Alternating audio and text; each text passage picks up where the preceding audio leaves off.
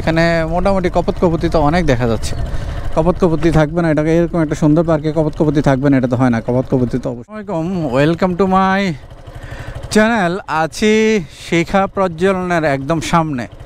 শিখা প্রজ্বলন যেটা, এটা বাংলাদেশের ইতিহাসের সাথে সম্পর্কিত একটা বিষয়। মানে এখানে আগুন সবসময় জ্বলতে থাকে, আর এটা আমাদের স্বাধীনতাকে আর কি মনে করিয়ে দেয় যে আমরা দেশ স্বাধীন করছিলাম, ওরকম একটা বিষয় হবে আর কি।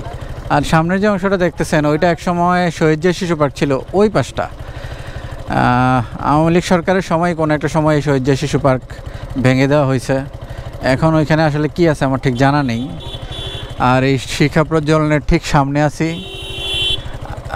শিখা প্রজ্বলনটা হলো আপনার সোহরাওয়ার্দী উদ্যানে। সোহরাওয়ার্দী উদ্যানের ইতিহাসটা আপনারা জানেন কি না একটু আপনাদের সাথে শেয়ার করি। সোহরাওয়ার্দী উদ্যানের যে ইতিহাস, সোহরাওয়ার্দী উদ্যান একটা সময় এখানে এটা আর কি রমনা রেসকোর্স ময়দান নামে পরিচিত ছিল অনেক আগে, ব্রিটিশদের সময়। এবং এখানে বড় মাঠ, তখনও এখানে বড় মাঠ ছিল, ব্রিটিশদের একটা ক্লাব ছিল। আর পাশাপাশি এখানে অনেক সময় বিভিন্ন সময় আর কি ইতিহাস থেকে আর কি জানা যায় যে এখানে ঘোড়ার দৌড়ের প্রতিযোগিতা হইতো এখানটাতে। তো ঘোড়ার দৌড়ের প্রতিযোগিতা হইতো। এছাড়াও পরবর্তীতে আমাদের দেশ স্বাধীন হওয়ার পরে এটাকে সোহরাওয়ার্দী উদ্যান নামে নামকরণ করা হয়েছে। তো এখানে আসছি, একটা ছবি না তুললেই না হয়, একটা ছবি তুলি, হ্যাঁ, তারপর আপনাদের সাথে আবার কথা বলি। বাইক আসলে আমি আসি না, আমি আসলে বাইক আসে না, তাহলে জায়গার পোস্ট আর কি জায়গাটা নির্ধারণ করা ঠিক হয় নাই। যাই হোক, এই সোহরাওয়ার্দী উদ্যান কিন্তু অত্যন্ত প্রাকৃতিক পরিবেশে আমাদের ঢাকার প্রাণকেন্দ্রে যার অবস্থান। একদম ঢাকার প্রাণকেন্দ্র বলতে শাহবাগ যে চত্বর আছে, শাহবাগ চত্বরের পাশে রমনা পার্কের উল্টা পাশে। আর এখানকার প্রাকৃতিক পরিবেশ, বিভিন্ন রকম সুন্দর সুন্দর গাছ লাগানো হয়েছে। এখানে মোটামুটি অলমোস্ট সারাদিনই লোকজন ঘুরতে আসে।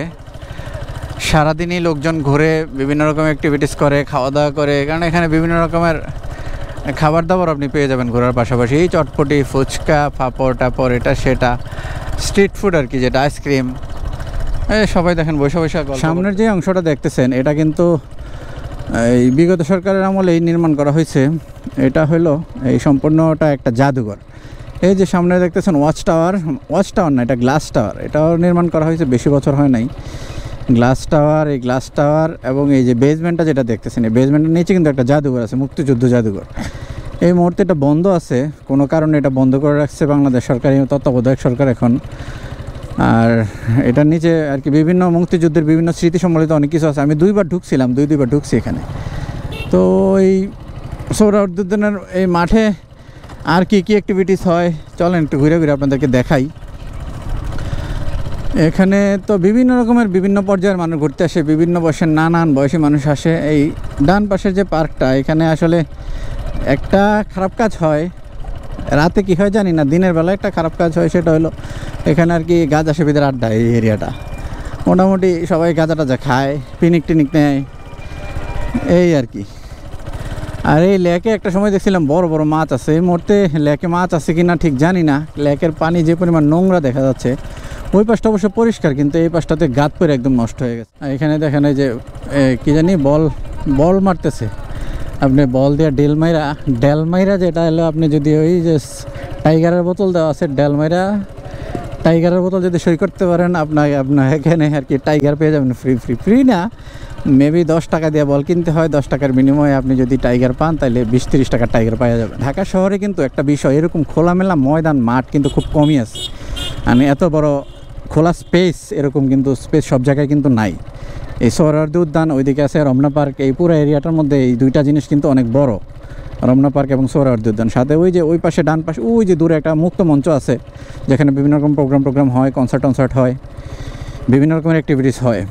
তো যেটা একসময় ঘোড়দৌড়ের মাঠ ছিল কিংবা ব্রিটিশদের ক্লাব ছিল, বর্তমানে এটা সোহরাওয়ার্দী উদ্যান। সবাই এখানে ঘুরতে আসে। যে আমরা বেচতেছে, মামা আচার বেচতেছে, এটা কী আচার কি জানি না। তারপরে আবার বিভিন্ন টর্নামেন্টসও দেখা যাচ্ছে। এই যে মামা পাখি বেচে, এই যে মামা পাপড় বেচে, শরবত বিক্রি হয়, এই যে চটপটি ফুচকার দোকান। এখানে আবার একটা আইসক্রিম আছে। ও শালার, এই আইসক্রিমটা তো না দেখলেই না হয়। আইসক্রিমের মেশিনের সামনে একটু যাই, আইসক্রিম বানানোর প্রসেসটা আপনাদেরকে একটু দেখাই। কত করে প্লেট?